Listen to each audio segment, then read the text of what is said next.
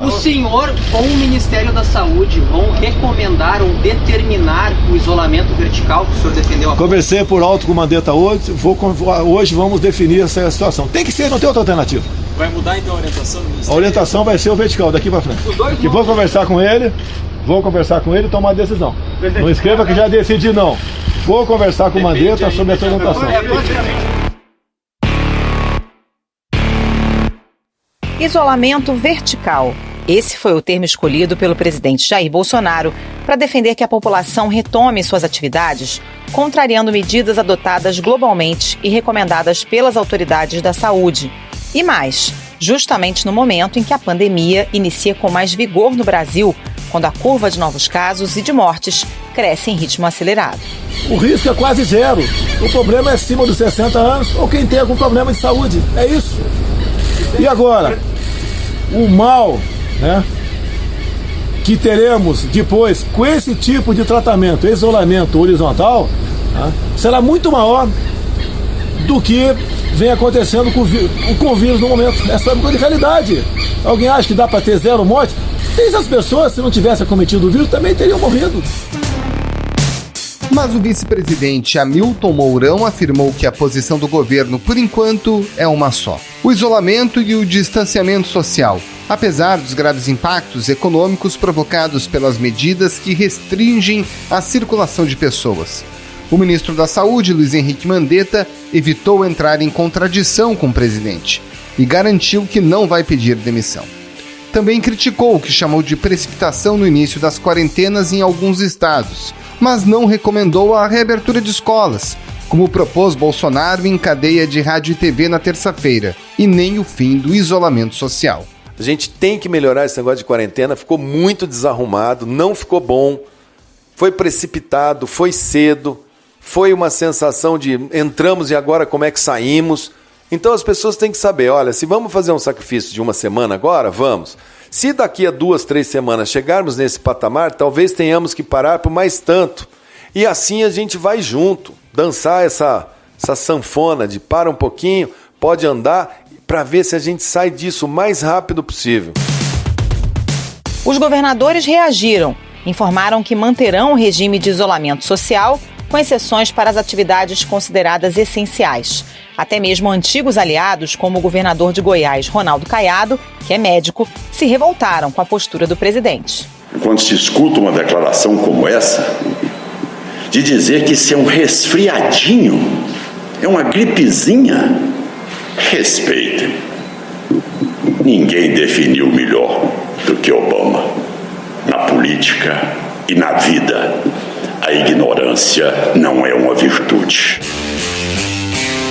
Mas afinal, por que as pessoas devem, por hora, continuar em casa? Apesar do discurso do presidente, quais são as implicações de abandonar a estratégia de isolamento social neste momento? Porque países como o Reino Unido desistiram da estratégia de manter as pessoas circulando para disseminar o vírus e imunizar a população, o que minimizaria os danos econômicos? Esses são os temas do Ao Ponto de hoje. Eu sou Carolina Moran, estou virtualmente com Roberto Maltic, já que estamos em home office, e nesse episódio a gente conversa com o virologista Amilcar Tanuri, professor titular da Universidade Federal do Rio de Janeiro, consultor da Organização Mundial da Saúde e um dos nomes mais importantes do país no estudo de vírus, como HIV, H1N1 e Zika. E de Londres, a jornalista Vivian Oswald também participa desse episódio. Fique com a gente.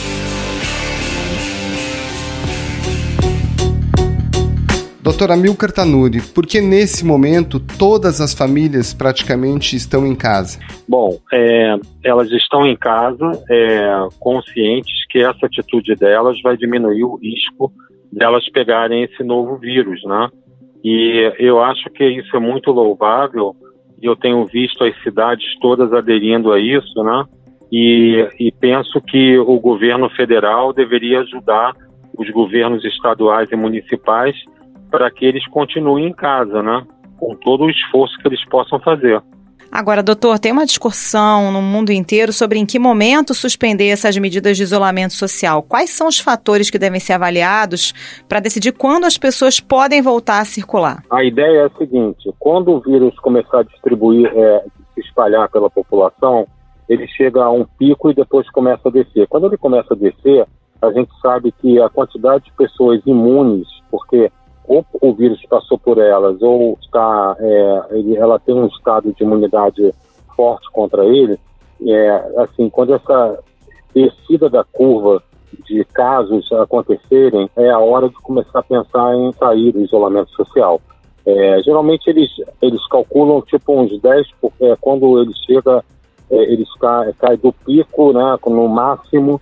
Depois, quando eles descerem o número de casos assim, para 10% do máximo, aí eles podem começar a liberar. Agora, doutora, a gente não está nesse ponto ainda, pelo contrário, né? Estamos ali numa curva ascendente. E, infelizmente, nós estamos na subida da curva. Então, é muito precoce você fazer isso. A China, quando fez o lockout de Wuhan, eles estavam em plena curva subindo lá em cima. Você viu que ele foi efetivo, né? Agora, não pode fazer o contrário, você está em lockout e abrir todo mundo, entendeu? Aí é o caos. Qual seria o efeito imediato de um retorno agora às atividades? É a aceleração do espalhamento do vírus e uma quantidade de casos muito grande. E casos graves, né? Não é dos casos, porque os jovens têm levado bem esse vírus, até adultos jovens não tem problema nenhum. Mas, por exemplo, quem está tratando com quimioterapia, os idosos, diabéticos, etc. Isso aí vai promover um caos no sistema público, e não só um caos no sistema público, vai criar um caos geral na cidade, né? Então, eu acho que manter a população com isolamento social, a tentativa disso, tentar manter a renda dos pobres, etc., é uma medida assim, terapêutica mesmo, uma medida médica também, não só econômica. O que se passa no mundo tem mostrado que o grupo de risco é o das pessoas acima dos 60 anos. Então, por que fechar escolas? A gente pode citar especialmente o caso das escolas, que foi um dos pontos que o presidente Jair Bolsonaro afirmou que, na opinião dele, não precisariam estar fechadas. Essas medidas estão sendo exageradas? Olha só, a escola acho que foi uma ideia, um exemplo muito infeliz. Por quê? As crianças são suscetíveis, elas podem ser infectadas e com poucos sintomas.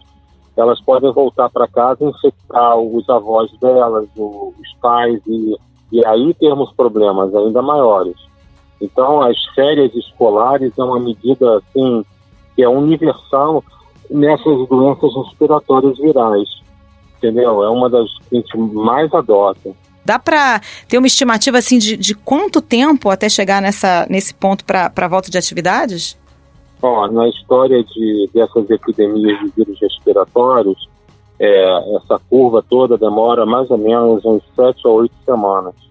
São 2 meses.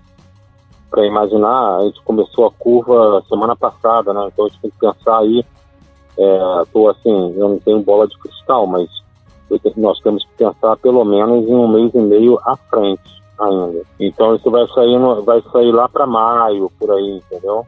A gente tem uma aflição muito grande, não só dos empresários, mas de trabalhadores, de autônomos, de pessoas que dependem do seu sustento. E a gente tem as medidas preconizadas de saúde pública. Tem como chegar a um meio termo entre o ideal do ponto de vista epidemiológico e algo que não seja tão danoso, tão sofrido para as pessoas do ponto de vista econômico? Então, vai ser sofrido mais ou menos dependendo das medidas dos governos, né? Eu fiquei escutando, mas alguém tem que ajudar a classe mais desfavorecida. Por exemplo, cesta básica, né, para todo mundo, para tentar manter o pessoal em casa. Isso deveria já estar sendo distribuído com mais agressividade. A questão de não cobrança nesse momento das contas de luz, gás do pessoal mais pobre, ter linha de financiamento para as indústrias e para o comércio para não demitir. E quem for demitido ter uma renda mínima assegurada. Agora, todas essas medidas são difíceis de ser tomadas e implementadas em tempo real, né? Se a gente fosse adotar eventualmente uma mudança do formato de isolamento, justamente para não ter um impacto tão grande na economia, quais seriam, digamos, as populações que poderiam ser liberadas para a retomada das atividades. E em que momento? Olha só, as populações que já estão liberadas para continuar trabalhando são as que servem para o país não parar, né? São os profissionais de saúde, transporte, supermercados, né? Agora, os outros, a gente vai ter que ir liberando, e isso aí é um controle dia a dia, né? Por exemplo, transporte aéreo, né? Enfim, no meio de uma epidemia dessa que ainda está subindo, você vai liberar o tráfego aéreo e deixar todo mundo viajar quando quiser? Não sei. Isso depende. Agora, o que é interessante é que os outros países estão cada vez mais adotando medidas mais restritivas, né? E a Índia se juntou à lista de países que proibiram os cidadãos de sair de casa. 1 bilhão e 300 milhões de pessoas vão entrar em confinamento total por 21 dias. Doutor, a gente tem como ter alguma projeção numérica de número de mortes, levando em conta aí o percentual de letalidade do vírus? Se num cenário tivermos realmente um lockdown, todo mundo dentro de casa, versus um cenário de isolamento só de idosos e pessoas com alguma comorbidade, é possível fazer essa conta de número de mortes em cada cenário? É muito difícil e eu acho, eu sou um cientista, mas eu também sou um ser religioso. Acho que é muito complicado você fazer esse trade-off de morte pela economia. Eu me recuso a fazer, entendeu? Não imagino isso que tenha passado na cabeça de ninguém, entendeu? Espero que não, né? Eu não gostaria de viver num mundo assim, entendeu? Aliás, essa epidemia, quando ela terminar, o mundo vai ser bem diferente, né? Não sei se ele vai ser para melhor ou para pior, mas que ele vai ser bem diferente, vai. Não, mas eu pergunto em relação a esse cálculo, doutor, justamente por isso, né? Porque o governo está, aparentemente, optando por um cenário em que mais pessoas vão morrer. Agora, e provavelmente um número expressivo, né? Na minha opinião, é inominável isso. Eu fiz o juramento, né? Quando eu terminei minha faculdade de medicina. Eu não posso pensar nesses termos. Agora, se você quiser pensar, eu posso te falar alguns números, tá? Por exemplo, a gripe espanhola que chegou no Rio em 18, ficou de outubro a novembro, infectou 600 mil pessoas e deixou 48 mil mortos. Mais ou menos isso. Isso você pensa em número aí. Numa população que era muito menor, né? Hoje nós somos 7 milhões, sei lá. Naquela época não dava nem 1 milhão de habitantes. Do ponto de vista científico, doutor, guarda algum respaldo a fala do presidente da República relacionada à flexibilização imediata desse isolamento social, tal como ocorre hoje? Então, o que eu falei para você, isso está indo contra toda a tendência mundial, o OMS, os Estados Unidos está adotando uma questão radical. Aí você vê, se a gente começa a ter uma coisa dessa, você vê como que eles estão liberando. O Crivella mandou fazer o quê? Posto de gasolina e material de construção. Qual a lógica disso de material de construção? Não entendi, entendeu? O Brasil não pode ter um recesso responsável. Muita gente vai sofrer, mas para isso tem um governo, né? O Ministério da Economia afirma que tem condições de suportar medidas de resgate, de socorro às pessoas até o dia 6 de abril. Os empresários, inclusive esse grupo aliado ao governo, chamado de Brasil 200, também disse que a partir do dia 6 vai começar a liberar o pessoal. E aí? Então, olha só, isso aí é totalmente ridículo, porque nós temos governo para quê? Né? Nós temos um Banco Central, aí o déficit público, para mim, é uma coisa secundária, né? Aquilo que eu volto a falar, existe esse trade de vida versus economia, não sei, tá bem? É bem diferente, não sei. Mas se for a decisão do governo, dos governadores, acho que vai acontecer, né? Tá certo. Doutor Amilcar Tanuri, muito obrigada pela participação. Bom trabalho para o senhor. Até a próxima. Muito obrigado, doutor. Um abraço. Obrigado. Tchau. Até ontem, o Reino Unido tinha 8.077 casos confirmados, com 422 mortes. Lembrando que esse número vem subindo recentemente e, é claro, ainda estamos na curva crescente, como temos observado em outros países, com mais casos na Europa continental, por exemplo. E o último caso confirmado, entre os mais importantes, é o do Príncipe Charles, primeiro na linha de sucessão da coroa britânica, ele testou positivo por Covid-19. O príncipe Charles faz parte do grupo de risco, ele tem 71 anos de idade. Vivian Oswald, o Reino Unido entrou nesta quarta-feira numa quarentena de 3 semanas. Mas antes disso, o governo britânico tentou outros tipos de abordagem parecidas com essa que o presidente Jair Bolsonaro propõe agora aqui no Brasil. Quais foram os resultados dessa primeira abordagem e por que a mudança de filosofia a partir de agora? Olha, a estratégia que o governo do Reino Unido começou implementando, que foi bem diferente dos outros países da Europa e que sofreu muitas críticas aqui, foi de tentar atrasar a curva de casos de contaminações pelo coronavírus para não sobrecarregar o NHS, né, que é o sistema de saúde deles gratuito que inspirou o nosso SUS. Mas, no fundo, eles sofreram tantas críticas porque eles demoraram muito a implementar o período de confinamento, as quarentenas e tudo mais. O que provocou a mudança de rumo da política do Boris Johnson foi um estudo da Universidade, da Imperial College, que mostrava que você, ao fazer isso, poderia estar arriscando muitas vidas. Por quê? Porque, na verdade, a estratégia consistia em fazer o que se chama imunidade de grupo.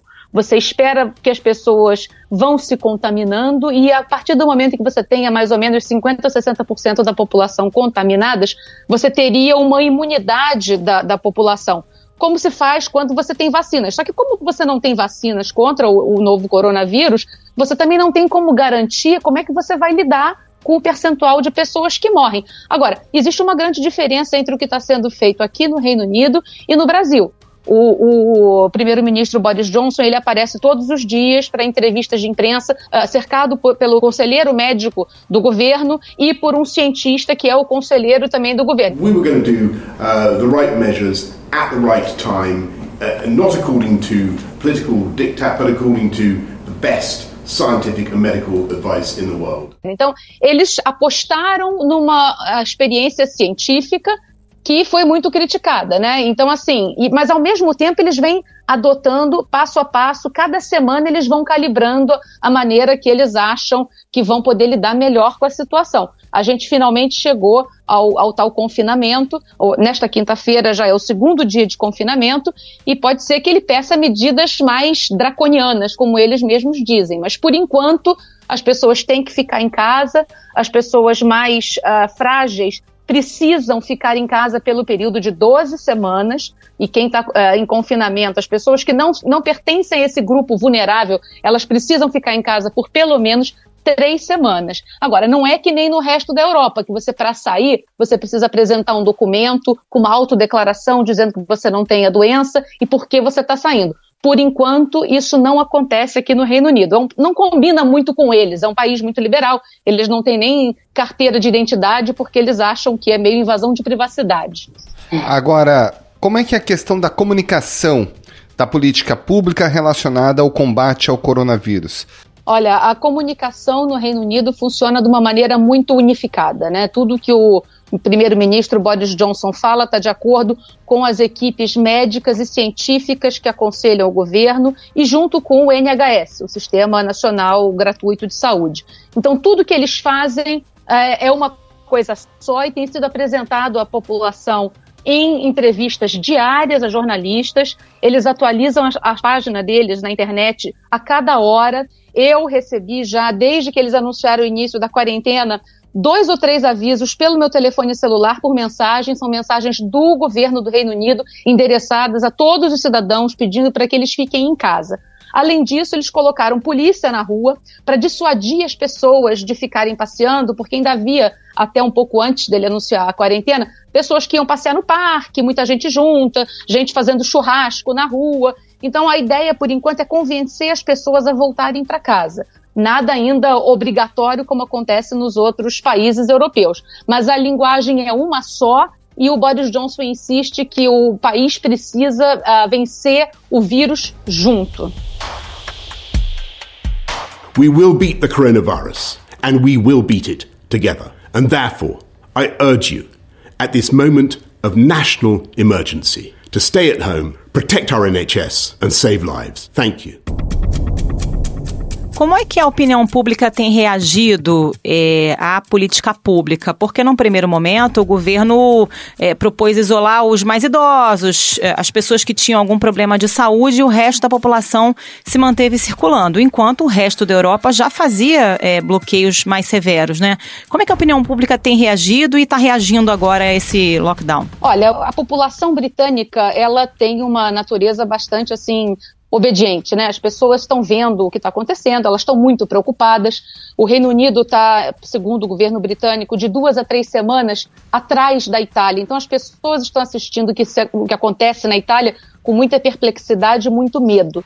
Mas assim, no começo elas ficaram bastante desconfiadas quando a comunidade científica começou a criticar o plano do governo de demorar muito a fechar, acabar com o distanciamento social, etc. e tal.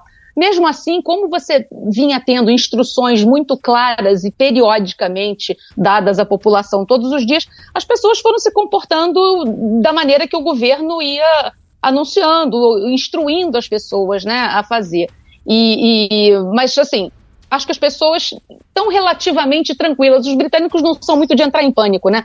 Até a coisa de você ir para supermercado, achar que vai ter briga e não sei o quê, não tem. Houve, claro, que corrida, aqueles produtos básicos e tal, mas tudo sempre de uma maneira muito cautelosa, né?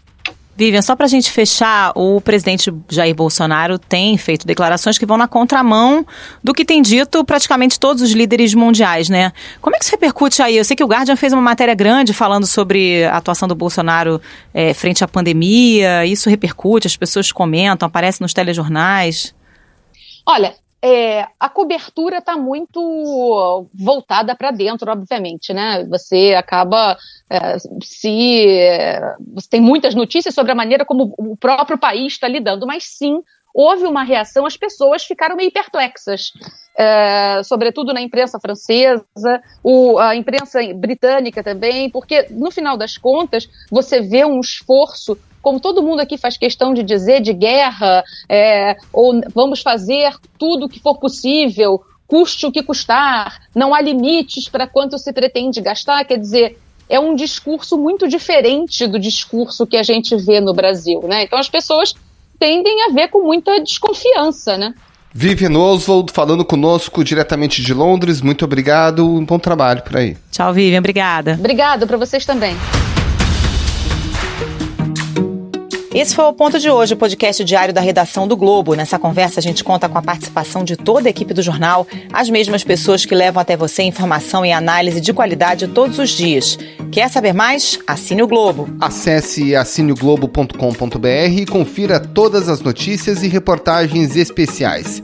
Lembrando que todo o material de utilidade pública relacionado ao coronavírus está gratuito.